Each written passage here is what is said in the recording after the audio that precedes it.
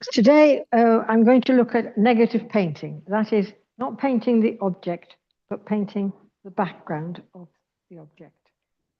It's a technique you can use in watercolor, and it's very often a technique I use to begin when I'm painting a watercolor. I think beginners tend to paint each individual item as they come to it, but in actual fact, your picture will have more integrity if you put the lighter colors on and paint the darker colors over them. But in watercolor, you work from light to dark. In practically every other medium, you work from dark to light. Working from dark to light is easier because it's the darks that give you the bones and shape of the picture that you're doing. So in watercolor, you have to hold the image of what you're aiming at all the way through the picture because it only appears at the end when you get the whole thing together, if you're painting right. Unless you're painting each individual, I mean, it's not wrong to paint each individual item. And if you're out paint sketching, you just get down what you can, where you can, as quickly as you can in the right color, right tone, right place, right shape, and you've got it. Sort of. Right. So what I've done is put on a very, very pale wash of the two colors I'm going to work in today. I'm only going to play with two colors. I've drawn on a very bad sketch of a forest with what I hope is going to be a little path going between some trees. I don't know how much you're going to see because I'm painting flat. So if you want to stand up while I'm actually doing the painting, that's fine. I've got, for newcomers, I've got 3 pots because technically that's to rinse the brush out so to get rid of all the paint. That's to rinse that water off my brush so that I've got heat. And that's to mix the paint with, right? I always end up with 3 dirty pots. But that's the aim and intention. The idea is you get truer, cleaner color if you use fresh, clean water to mix your colors. It's something to aim for rather than necessarily achieve. If you end up with a clean pot, it's very often because I haven't dipped in it at all. So that's how we go along. Okay, so the two colors that I used were burnt sienna and ultramarine violet. Don't actually have to remember the names. If you know where that color is in your box, that's fine.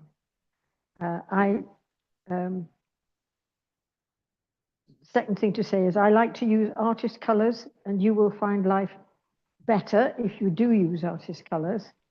It's better to get a few artist colors and get used to using them rather than buy some cheap student colors because you won't get the same effects. Student colors have fillers in them because that makes them cheaper. Why they call them student colors, I don't know, because I think students need the best quality they can possibly afford because it helps. And people who are brilliant at painting can get miracles out of rubbish, you know, mud if you like, but most of us aren't that good. So the best quality paints you can afford, and it usually says artist color, artist quality on the tube. I buy tubes and squeeze the paint into my squares, little, what do you call them, things, containers. Pans, well done. Thank you, Rachel.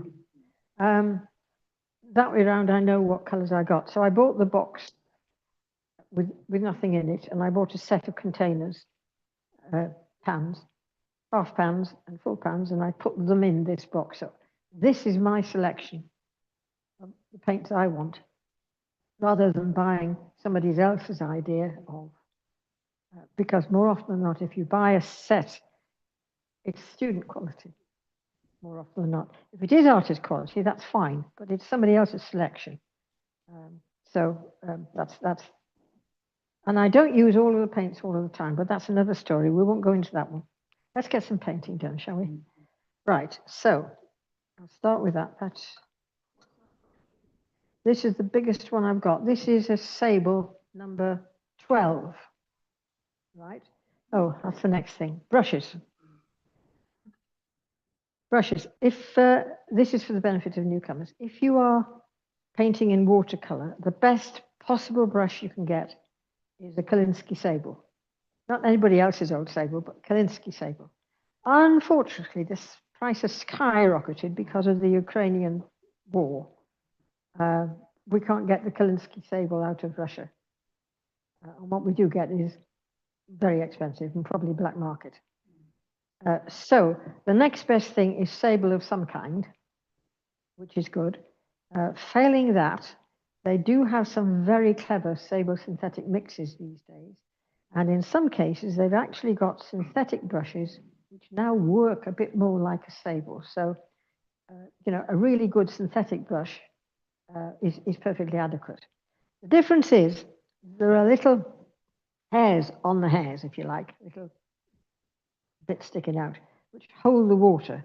So this brush, this fat part here, is the reservoir that holds all the water that you're going to paint with, and you release the water by pressure. If your brush is a synthetic brush without any modification, when you do that, it'll just drop off the bottom because it just slides down the hairs. There's nothing to hold it. So you've got less control over what you're doing. And control is so important with watercolor. Right, let's get some painting done. So I'm going to take the burnt sienna and I'm mixing it in the pan because that helps to break down the gum arabic, which is holding the pigment in the pan. And I'll add a bit of this water to that. I don't want it too dark. And while I'm at it, I'll get some more purple.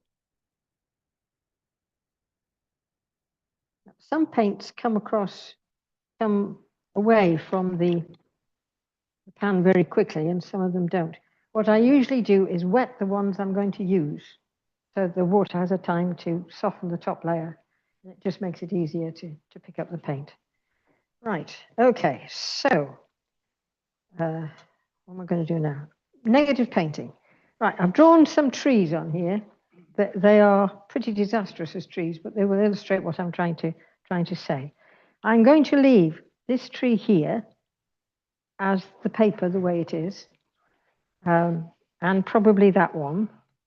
But these others I'm going to paint over. There's a bush here which is not in the foreground, so I'm going to paint over everything except those two trees. Right, so this is what negative paint is doing. I'm painting not the tree, but the rest of the paper, I hope. Let's see how we get on. Oh, and I'll leave a bit of foreground too, so the poor tree has some wear. Now, this is not a strong mix.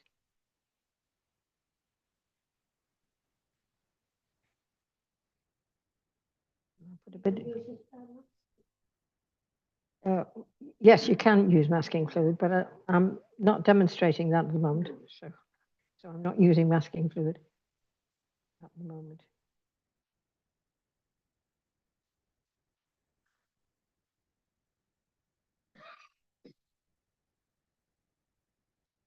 Going over the whole thing. And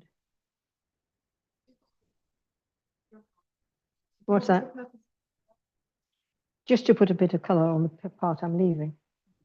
That's all. No, it's very rare that you have. If you had, say, snow on the tree, you would leave that totally white. So your first wash would be everything else except the snow. I thought that was a bridge too. Well, if you do it, no, I wouldn't do that. Right.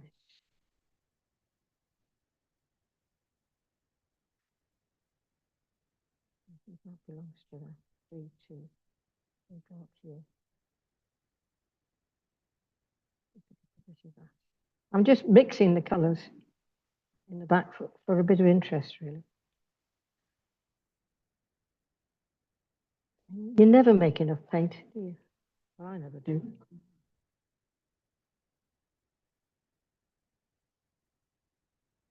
Pardon? Ah, yes, yes, you always think you do. We'll probably put it down there. So what I'm painting is not is the background, not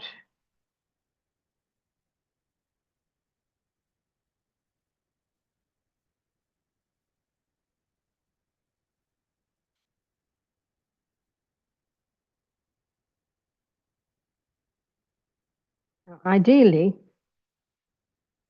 I ought to let this dry first, but I'm going to be mad and just go in and. Could I ask, you said there was a bush. Over here. I painted over it because it's not important.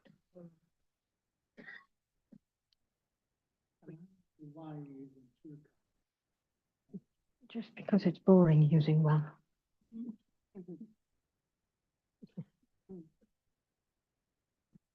I have a very low boredom threshold.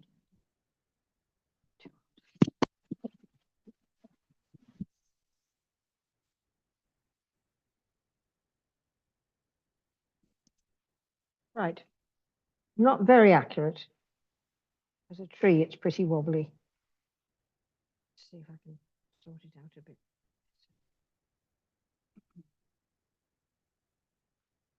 But there we are. A very poor indication of a couple of trees, you know. I would hope to do better than that. If I was serious about what I'm doing. So I'm just trying to demonstrate what to do. Okay. Right. So I've done that. So now, ideally, that ought to dry, but I'm not going to bother even drying it. I'm just going to go straight in and see what disasters I create. But ideally, you would then leave this to dry, so that you've got a dry surface to work on. Because when you do that, you get a crisp edge to your line. You might want a crisp edge, you see, so that would be great. But you might want a fuzzy edge, so you could go in with a bit of fuzz. So now I'm going to mix some paint again. This time I'm not going to have it quite so runny. Right, okay, that'll do.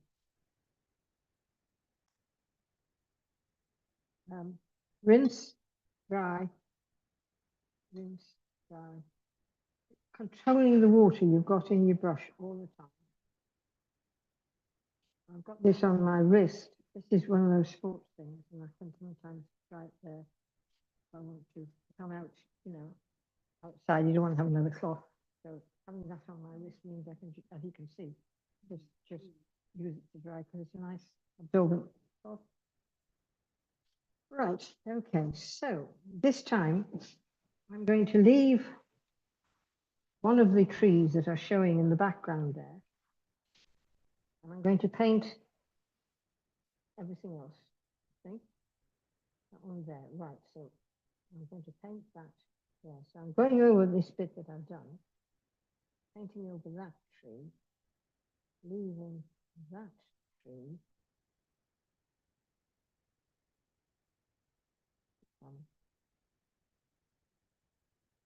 Now bear in mind, this is an exercise. The likelihood of you actually, well, next week you are going to paint a picture using this method, but the likelihood of you actually using this method to paint a picture is a bit unlikely. If you, I mean, to paint the whole picture, painting this. Can I go over that bit? Yes. Go over that bit. The bush is here.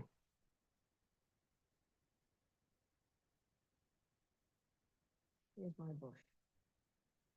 I'm leaving that out now.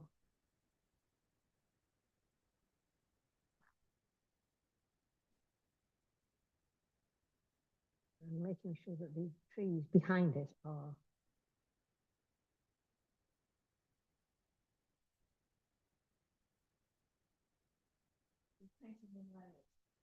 painting in layers. Yeah. Technical term is washes, I suppose. But as I say, this is a technique. It's not It's not necessarily something you would use to paint a woodland scene. You just wouldn't do that.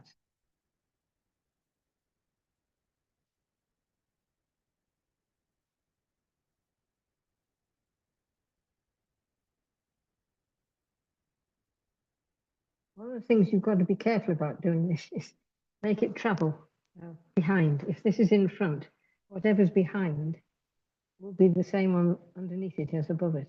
You see what I mean? There we are. We've lost that tree's disappeared now. Could get it, huh? Real quick.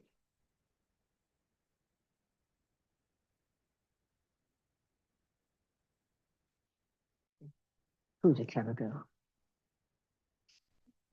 Right. Oh.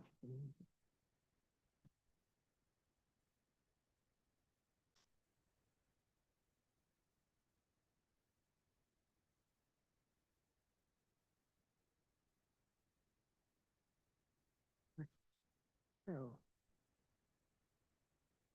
this is still the background.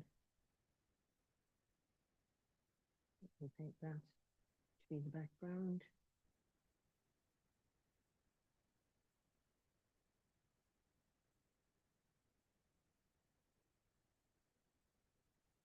And I'll have the next line is about there, so I'll come down to about there.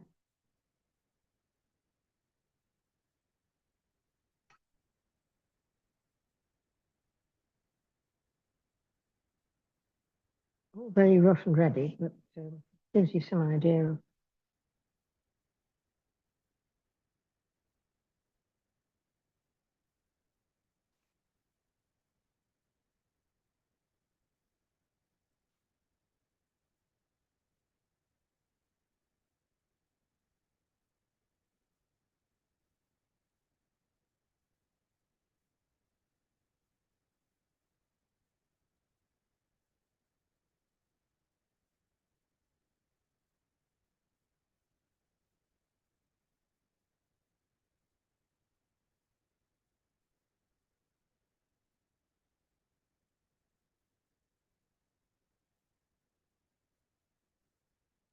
so now I've got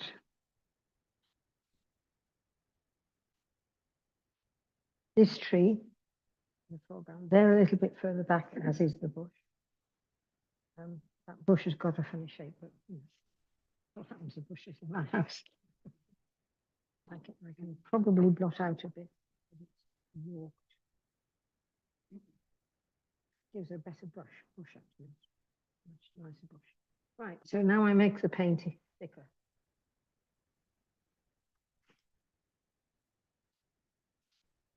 So you can see what I'm doing.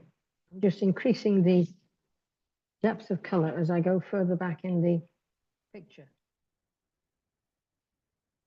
So if I want to do it now, I've got another tree here.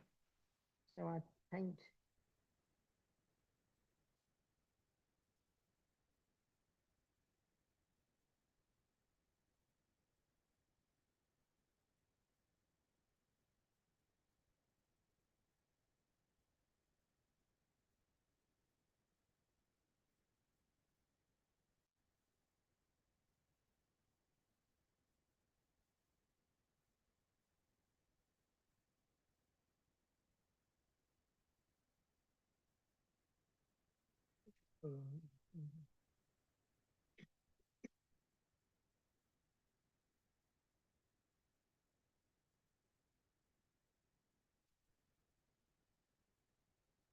You can see as I go further and further back, you put a tree over here.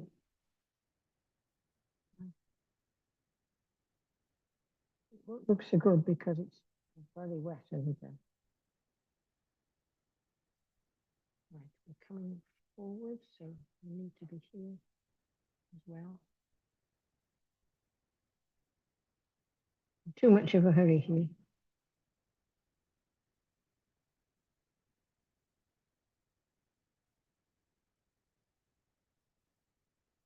time you're painting over and leaving spaces that you've already.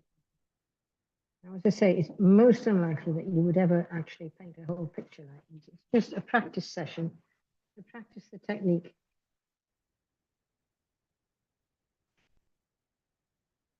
I have to go in really dark.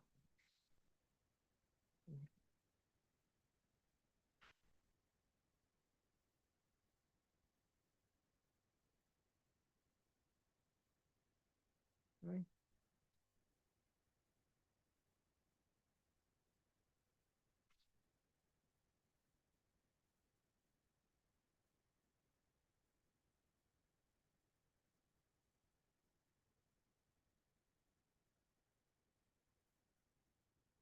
It gives you the basic idea. As you go further back, you get further trees hearing. I've rushed it, so you know it's not going to look brilliant. But that's the basic technique. What you're doing is making your tone more intense as you go further and further back.